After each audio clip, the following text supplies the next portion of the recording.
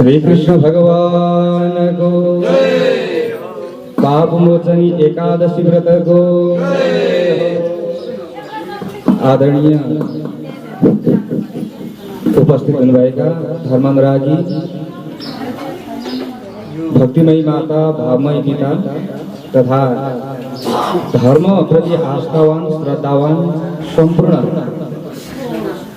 भक्तजनहरूमा मेरो नमन छ। साथै यस रामेश्वर कल्याणकारी संघका अध्यक्ष महोदयज्यू साथै यहाँ उपस्थित हुनुभएका आफ्ना पद ओहदा र तब्कामा रहनुभएका सम्पूर्ण अहिले यहाँ आउँदाखेरि त हामी भगवानका भक्त भएर आएका छौँ, त्यसैले सम्पूर्ण भक्तवृन्दहरूमा नमन गर्दै र विशेषतः आज पनि एकादशीको व्रत भनेर हामीले धेरैले एकादशीको व्रत लिनुभएको छ र भोलि पनि पाप मोचनी एकादशीको व्रत परेको छ। हामीले 2 दिन एकादशी पर्दाखेरि कुन दिनमा एकादशी लिने भन्ने कुराहरूको बारेमा विभिन्न विवेचनाहरू गर्दै आइरहेका छौँ। हजुरहरूको अगाडि बोल्दाखेरि लाटाले पापा खाए जस्तो मैले म अलिकति सानै पनि छु होइन। अब यस्तो हुन्छ, भगवान सुखदेवजी अथवा सुतजी सानै हुनुहुन्थ्यो, तर सौनकादि 88,000 ऋषिहरू वयोवृद्ध पनि हुनुहुन्थ्यो, ज्ञान वृद्ध पनि हुनुहुन्थ्यो। वयोवृद्ध उमेरमा पनि वृद्ध हुनुहुन्थ्यो, ज्ञानमा पनि धेरै ज्ञानी पनि हुनुहुन्थ्यो। तर पनि सुतजी आउँदा सुखदेवजी आउँदा उहाँको मान राखेर उहाँबाट सौनकादि 88,000 ऋषिहरूले कथा श्रवण गर्नुभएको प्रसङ्गहरू हामीले श्रीमद् भागवतदेखि लिएर विभिन्न जति पनि पुराणहरू सुन्दै आइरहेका छौँ। त्यहाँनिर कहीँ न कहीँ गुरुजीहरूले प्रसङ्ग श्वास छाउनु नै भएको हुन्छ प्रायः। अनि हामीले जुनै पनि कथा प्रसङ्ग सुन्छौँ त्यो कहाँ सुन्छौँ त भन्दा नैमिषारण्य क्षेत्रमा। कहाँ? नैमिषारण्य क्षेत्रमा सौनकादि 88,000 ऋषिहरूलाई नै सुतजीले कथा श्रवण गराउनु भएको छ भक्तवृन्द। हो सुतजीले नै श्रवण गराउनु भएको छ। जति पनि हामीले कार्तिक महात्म्य सुन्छौँ, माघ महात्म्य सुन्छौँ, वैशाख महात्म्य सुन्छौँ, एकादशीको व्रत सुन्छौँ, हजुरहरूले धेरैले सुन्नु भएको छ, धेरैले पढ्नु पनि भएको छ, जान्नु पनि भएको छ। मैले त यहाँ यसो थोरै त्यसलाई चाहिँ स्मरण मात्रै गराउन खोलेको साँच्चै भन्नु। र आज पाप मोचनी एकादशी र आज पनि हो र भोलि पनि हो। मैले भन्दै थिएँ 2 दिन एकादशी पर्दाखेरिको अवस्थामा हामीले अब एक त यसो चलन चल्तीको भाषामा लाग्दो तिथि छोड्दो व्रत पनि भनिन्छ। अब यति भन्दा मात्रै पनि पुगेन होइन। अब धेरै कुराहरू छन्। हामीले मैले सञ्चालन गर्ने ओम टिभी नेपाल हो। ओम टिभी नेपालमा धेरै मैले त्यहाँनिर एकादशीको व्रतका महिमाका बारेमा, एकादशीको व्रत कसरी लिने, के लिने, कसो गर्ने, त्यो सबै कुरा प्राय बताएको छ। हजुरहरू कतिले हेर्नुहुन्छ ओम टिभी नेपाल? हेर्नु भएको छ? हात उठाउन सक्नुहुन्छ? हो, धेरै हुनुहुन्छ यहाँनिर ओम टिभी नेपाल। अनि अर्को धर्म ज्योतिष च्यानल पनि म राशिफल भन्छु, दान गरेको पुण्य मिल्छ। अब हेर्नु, अब आज भोलि त गाईदान कहाँ गर्ने? दुने गाई हेर्नु है, दुने गाई दुनामा राखेर गाई हो। अब सगल्दो गाई हामीले 1,000 कहिले दान गर्न सक्ने? कहिले गर्छौँ हामी? पत्ता नै कहिले गर्छौँ, भाग गर्दैनौँ। तर जे होस् हाम्रा धर्मशास्त्रहरू यति सजिला छ। व्रत कथा श्रवणले मात्र पनि गो सहस्र फल 1,000 गाई दान गरेको पुण्य मिल्ने भयो हामीलाई। अब पाप मोचनी एकादशीको व्रत बस्न सकियो भने त त्यहाँनिर आउँछ मन्जुषा नाम गरेकी अप्सराको प्रसङ्ग आउँछ, मेधावी नाम गरेका ऋषिको प्रसङ्ग आउँछ। हामीले छोटो प्रसङ्ग श्रवण गर्नेछौँ। यहाँनिर के आउँछ भने जुन एकादशीको व्रत कथा हो भगवान श्री कृष्णजीले युधिष्ठिरजीलाई नै सुनाउनु भएको छ होइन। हजुरहरूले सुन्दै आइरहनु भएको छ।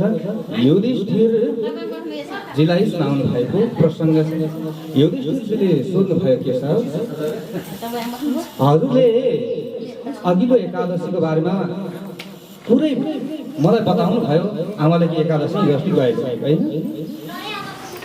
आमाले कि एकादशीको बारेमा हजुरले बताउनु भयो। अब आउने एकादशी के हो, त्यसको विधि के हो, त्यसको महात्म्य के हो, त्यो श्रवण गर्नाले के हुन्छ, कसो हुन्छ, यो पनि बताइबक्सियोस् न प्रभु भनेर बिन्ती गरिसकेपछि अगाडि गएर भगवान् श्रीकृष्णले भन्नुभयो, युधिष्ठिर महाराजजी, हजुरले त आफ्नो मात्रै कल्याण होइन, हजुरले त लोकको कल्याण हुने प्रश्न जति पनि सोध्नुहुन्छ। सबैले प्राय धर्म मार्गमा लागेका व्यक्तिहरूले, धर्मप्रति आस्थावान व्यक्तिहरूले आफ्नो मात्र स्वार्थ कहिले पनि हेर्दैनन्। सबैको वसुधैव कुटुम्बकम, हामी के हौँ, सबै के हौँ, कुटुम्ब हौँ भन्ने भाव छ। त्यसैले युधिष्ठिरजीले सोध्नुभयो, के हो त बताउनु भनिसकेपछि केशव भगवानले बताउनु भयो, चैत्र महिनामा आउने जुन कृष्ण पक्षमा आउने एकादशीको नाम छ त्यो पाप मोचनी एकादशी हो। चैत्र पक्ष 80 चैत्र मासे 80 पक्ष, 80 माने कृष्ण पक्ष, 80 माने शुक्ल पक्ष, त्यसको नाम के हो, पाप मोचनी एकादशी हो। पाप मोचनी एकादशीको बारेमा जुन प्रश्न तपाईले सोध्नुभयो त्यही प्रश्न एकचोटि लोमस ऋषिसँग मानधाताले सोध्नु भएको थियो। मानधाता सूर्यवंशी राजा होइन, हजुरहरूले मानधाताको पनि बडो इतिहासहरू छ, यो पनि सुन्नु भएको सोध्नु भएको थियो। अब सोध्ने क्रममा लोमसले बताउनु भएको थियो, एउटा चैत्र रथ नाम गरेको वन थियो, अत्यन्त सुन्दर वन थियो। ओहो त्यो वनमा वरिपरि हरियाली वृक्षहरू थिए, बाह्रै मास फल्ने फलफुलहरू फलिरहन्थे। त्यहाँनिर ऋषिहरू मात्र होइन, स्वर्गबाट देवताहरू पनि तपस्या गर्न आउँथे, देवताहरू पनि तपस्या गर्न आइरहन्थे, अथवा आफ्नो हिसाबले त्यहाँ रमणा गर्न आउँथे, अप्सराहरू पनि आउँथे, आफ्नो हिसाबले रमणा गरेर जान्थे। त्यसको सुन्दर वन थियो। त्यहीँनिर च्यवन मुनिका छोरा हुनुहुन्थ्यो, मेधावी नाम गरेका ऋषि भक्त भगवानको मेधावी नाम गरेका मुनिजीले त्यही चैत्ररथ नाम गरेको वनमा बसेर उहाँले तपस्या गर्नुहुँदो रहेछ। अब जब तपस्या ऋषिहरूले गर्नुहुन्थ्यो, हजुरहरूले सुन्नुभएको होला, जब कठोर तपस्या हुन थाल्दछ, त्यो कठोर तपस्यालाई भनिदिनका लागि त्यहाँनिर इन्द्रलाई डाहा हुन्थ्यो र इन्द्रले अप्सराहरू पठाउँथे, हो कि होइन? हो, हामी धेरैले यो प्रसङ्गहरू सुन्ने गरेका छौँ कि इन्द्रलाई पनि डर थियो कि ओहो म भन्दा धेरै पुण्यवान अरू बने भने त मेरो इन्द्रको पद त चट बलिबढी है। यो अब के गर्ने त भन्दा मेधावी ऋषिले तपस्या गरिराख्नु भएको थियो। त्यहाँनिर धेरै अप्सराहरू पठाउन थाले इन्द्रले, ए जाओ गएर चाहिँ मोहित बनाओ, ऋषिलाई मोहित बनाओ, तपस्या भङ्ग गरिदियो। यसरी हराउन लागे इन्द्रले। अब अप्सराहरू पनि आउँथे, मोहित बनाउन त खोज्थे, आफ्नो तरिकाले गीत गाउँथे, छमछम कर्दनी बजाउँदै आउँथे। तर मेधावी ऋषि डगमगाउनु भएको थिएन। तर हेर्नुहोस्, उनीहरू दैवनकार अथवा विनाशकाले विपरीत बुद्धि भनौँ अथवा जे भने पनि अब कोही कोही बेला नि सन्त महन्त आदिको पनि सानो मिस्टेकले पनि बुद्धि बिग्रिन्छ। हेर्नुहोस् है, बिगार्न त खोजिया थिएन, तर मन्जुषा नाम गरेकी अप्सरा एक दिन आइन्। ल मन्जुषा नाम गरेकी अप्सरा आइन्, कर्दनी छम छम छम बजाउँदै बजाउँदै आइन्, सुरिलो भाकामा गीत गाउँदै आइन्। अब मेधावी ऋषि त ध्यानमा हुनुहुन्थ्यो। अगाडि आएर सुन्दर स्त्री नाच्न लागिन्, गाउन लागिन्। मेधावी ऋषिको ध्यान भङ्ग भयो। यस्तो मोहित बनाइन्, कामदेवको बाण साक्षात् उनले छोडिन्, मानु यस्तो भयो। अब मेधावी ऋषि पनि मन्जुषा नाम गरेकी अप्सरातिर मोहित हुनुभयो। अप्सरासँग रमणा गर्न लाग्नुभयो। 57 वर्ष बितिसकेछ भक्तवत्सल भगवानको। ल हेर्नुहोस् है, 57 वर्ष त बितिसक्यो, उमेर 57 वर्ष पुग्यो। ल अब हेर्नु है, तपस्या गर्न जा बाबु भनेर च्यावन मुनिले पठाउनु भएको। हुन्छ पिताजी म तपस्या गरेर आउँछु। अब पहिले त के थियो तपस्या गर्न जाने, त्यसैबाट सबै शिक्षा दीक्षा लिने सबै कुरा चाहिँ तपस्याबाटै हुन्थ्यो। अहिले जस्तो अब स्कुल जाने के गर्ने त्यो पनि तपस्या हो मानु होइन। त्यो पनि हामीले लागि परेर पढियो, ध्यान दिएर पढियो, यो पनि तपस्या हो नि होइन हो। तर पहिले चाहिँ ध्यान योगका माध्यमद्वारा ऋषिहरूमा त्यो शक्ति थियो, ज्ञान आर्जन गर्नुहुन्थ्यो, शक्ति आर्जन गर्नुहुन्थ्यो। बाबु तपस्या गरेर आऊ, ज्ञान आर्जन गरेर आऊ भनेको त ए तिमी त कहाँ लागेछौ, स्त्रीतिर लागेछौ। ए बाबु पढेर आऊ है तिमी, कलेज टपेर आऊ है भनेर पठाएको। बाबु त अर्कैतिर लागेछ होइन।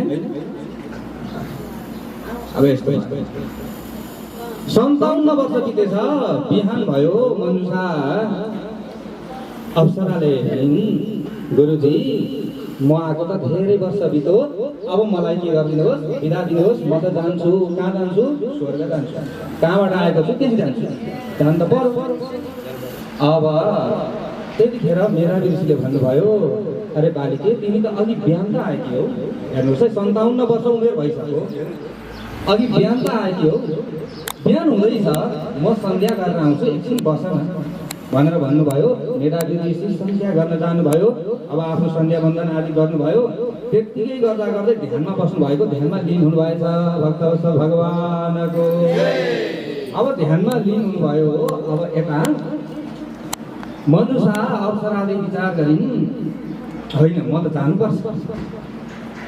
अब ऋषिजी त ध्यानमा बस्नु भएको, ध्यानमै लिनु भयो, गएर बोलाउनु भयो। ए ऋषिजी, हजुर, हे मुनिजी ध्यान सकियो भन्नुभएको। त्यतिखेर झसङ्ग त्यतिखेर मात्र स्त्रीको स्वर सुन्नुभयो। त्योभन्दा अगाडि कोसँग रमणा गर्नुभयो, के गर्नुभयो, कसो गर्नुभयो केही थाहा छैन भक्तवत्सल भगवानको।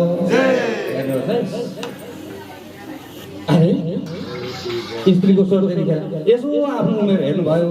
त्यतिखेर उमेर हेर्दा त कति वर्ष? 57 वर्ष।